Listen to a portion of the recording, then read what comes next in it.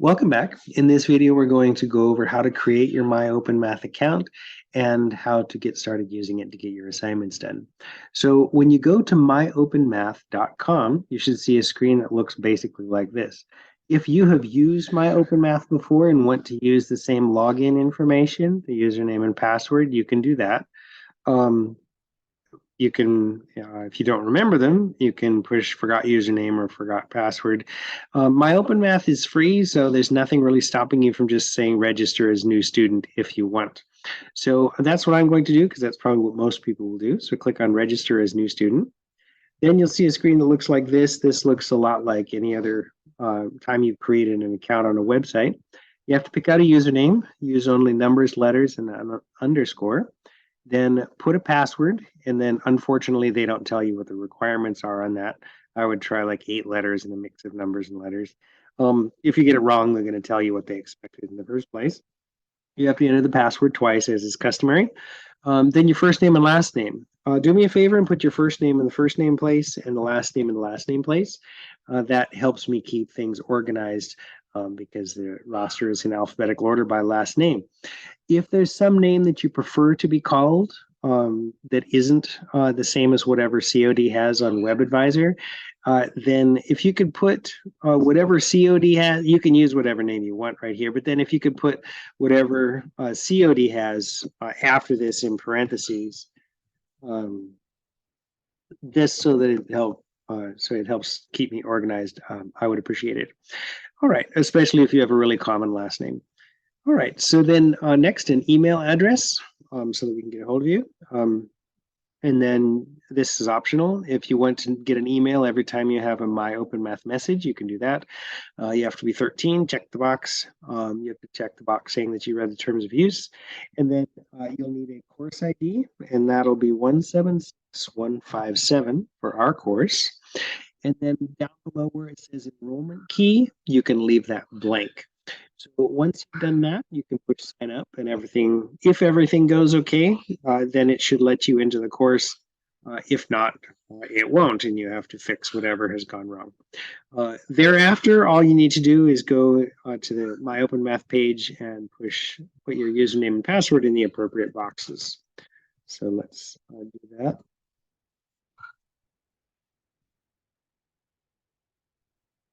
All right, so then you're going to see a screen that looks a little bit like this. You probably will not have any courses you're teaching. Instead, you'll have courses you're taking, and one of them should say Math 10 Online Spring 23.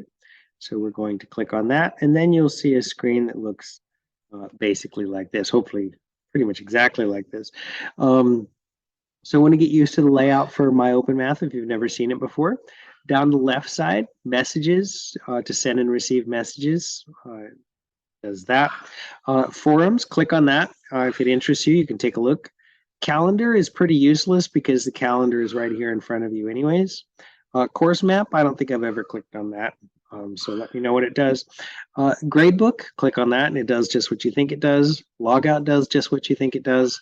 And then if you need help using MyOpenMath, how do you enter the square root symbol? How do you do various things? You can click on that. Across the top, a lot of this functionality is repeated. If you have more than one course, you can switch between them. Messages, forums, calendar, and gradebook do kind of just what you think they do, and they match the functionalities that is down to the left side. Okay, across the top, logout is the most useful thing that you will need. My classes if you have more than one. Other than that, you won't need a whole lot for across the top here. Your name will probably appear here. You will not have the part that says view instructor student quick rearrange because you're not teaching the class, so that will probably be blank. Okay, so primarily your focus of interest will be here on the calendar. You can see that February 1st, there's an assignment called Intro that's due. And then there's a few other assignments moving forward that we'll talk about in a few minutes. I did want to mention that the default for the calendar is to start including the current date. If you want to go forward, you can use the pair of greater than signs to go forward to like later in the month. Or back if you so choose, but we're at the beginning now, so there's no sense in that. And so if you get this messed up, then it's very easy if you're not paying attention to the dates to think there's nothing due. So just make sure that the calendar is including the correct weeks. All right, so there's that. Down here, there's the current date. If you click on Show All off to the right here, then that will give more detail about the assignments that are due. There's an Intro to MyOpenMath assignment that's due at 11:59 p.m. I'll be making virtually all the assignments due basically right at midnight, so there's that for consistency's sake. The intro assignment is just to get you used to entering answers in MyOpenMath. It's a pretty simple assignment, as you will see.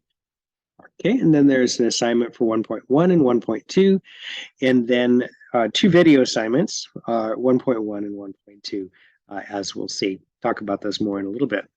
And then Monday the 13th, it says intermediate algebra diagnostic not graded. So that assignment is just to give you a sense of how prepared you are for the class in a way. That's not graded either for or against, so it's totally optional if you want to do it. If you want to do it, it's due by February 13th. Okay. Continuing downward, the navigation kind of works a little bit like Canvas with that same kind of triangle that points to the right setup. When it's pointing to the right, it's a block that is closed. If you click on it, it'll point downward and you'll see all the stuff that's inside. For the course information block, you're going to see the syllabus. So that's repeated from Canvas. So if you want to look at the syllabus, you don't have to go back to Canvas unless you want to. Syllabus is right here. Our textbook is available right here. There's a link to it right here. Another reference to that intermediate algebra diagnostic, if you want to take it, you can click on it right here, as well as inside of the calendar. Just more than one way of accessing it. Okay, and then this Introduction to MyOpenMath assignment is available right here, and that is the one that is due on Wednesday the 1st.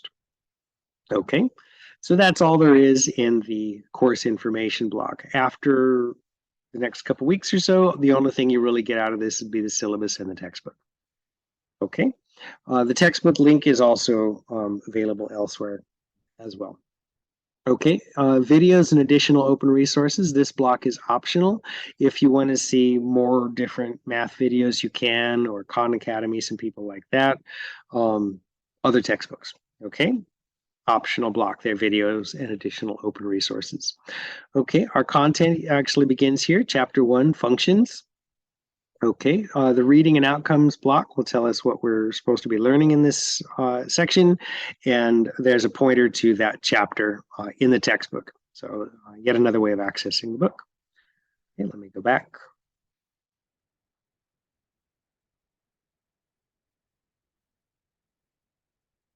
Let's do it that way. Okay. All right. So then in there's chapter 1. So far, all that's available is sections 1.1 and 1.2. Same navigational style as we've seen in Canvas. Here, the triangle points to the right when it's closed. If you click on it, it opens. Closed, open. There are video lessons here. These are different videos you can watch on the different topics. I have videos of my own on Canvas, and then also other videos that I've put on that are here. These I didn't make, but you may find these helpful as well. For this section 1.1, there are two different assignments. There's a video assignment and then a regular assignment. The regular assignment is due on February 2nd. The video assignment is due on February 6th. So let me show you what each of those looks like. We'll do that in a minute. Section 1.2 is going to be structured similarly. There are video lessons and then video assignment and regular assignment. At the beginning of the chapter is going to be the reading and outcomes block. Following that, video lessons, video assignment, assignment. Video lessons, video assignment, assignment. Let me show you the difference between the two assignments. I'm going to try 1.1 first. Okay, when you do that, it's going to tell you how many points are possible. It's going to remind you of the due date. Let me push start. Okay, so taking a look, there's a question box here. It says question 1. There's a little triangle drop down. You can use that to choose among the different questions. You can do questions in any order. Let's try question 8. Okay, that looks pretty good. This one has 2 parts. Let me go ahead and do this one. We haven't talked about functions yet, so if this is beyond you a little, that's okay. You'll be fine anyways. F of 1, when x is 1, we want to know what f of x is. It looks like it's 89. I'm about to type it in the box. When I go to type it in the box, when I click in here, you'll see a little purple thing come up that tells us what kind of answer it's expecting. It says enter an integer or decimal number. I think 89 is the right answer. And then f of x equals 3. So this is saying what x has an output of 3. And it looks like there's the x value of 5 would have an output of 3. So let me put 5. Once I'm done, I'm going to push submit question. And you'll notice that the two answers get green outlined and there's a green check mark. That means I've done it right. Near the top, it says score on last tried, 10 out of 10 points. If I go back to the drop down, it'll show me that next to the question number, there's a green check mark. You don't have to go back here to navigate among the questions. You can also use these two arrows to go backward and forward. Let me go to question 9. I don't feel like doing that. Let me skip over it. Let me find a short one. A lot of these are multiple choices. Nah. All right, this one is short. All right, so I want to show you what it looks like when I get one wrong. So here it says for the function, which we haven't talked about, f of x, which is 5x squared minus x, evaluate and simplify. So this is the formula. We're going to apply it to this function. Notice when I click in this box, it tells us what it's expecting. A menu pops up that tells us how to calculate things like how to type in fractions or nth roots if we need it, the pi symbol if it ever comes up. Things of that sort are here. And in purple, it says enter an algebraic expression. So it's expecting us to type something in terms of x. And I wanted to show you what it's like if something is wrong. So let me just say 10x. Okay, and which is wrong. So let's see. Okay, so now it says my score on this try is 0 out of 10 points. I could get a similar question. I could go on to the next question. Notice that instead of green, I get a red outline and an X instead. Okay, so that's it. All right, and so now I think I'm done. So I can push done up here. One nice thing about the homework is that you don't have to do it all at once. You can just sign on, do a couple of questions, and then come back to it later, as long as, of course, you get it done by the time and day that it's due. And you notice if we go back to the question list here, it looks like I got question 8 was right, question 17 was wrong, and my score so far is only 5% because I really didn't do very much. Off to the right here, we can push resume if we want to, but for now, I think I will just exit and come back to it another time.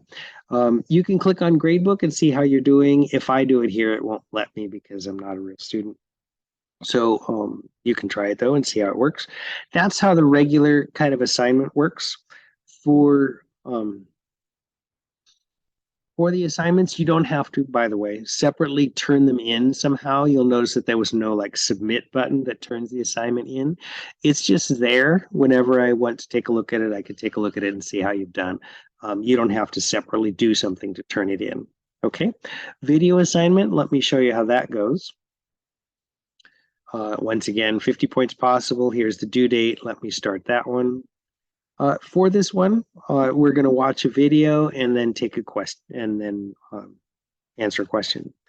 All right, so then there's a video. We would watch the video on YouTube and after that, answer this question. Okay, and that's how this works. And the video assignments typically have fewer questions because you have to watch a video for each one. Here, this question, there's no video associated with it. It would go with the one video that we saw. So for video assignments, you'll watch one or more videos and then answer a handful of questions based on that video. That's how video assignments work. All right, I know that's a lot to take in right away, but you'll find that it gets pretty easy after you practice it a little bit, and you'll actually spend a lot of time this semester using MyOpenMath, and I think it's pretty easy software to use. Anyhow, that takes us to the end of this video explaining MyOpenMath. Let me know if you have any questions, either getting the MyOpenMath account created, or if you have any questions on getting used to working with the software. Okay, in the meantime, let me know if you have any questions and have a great day.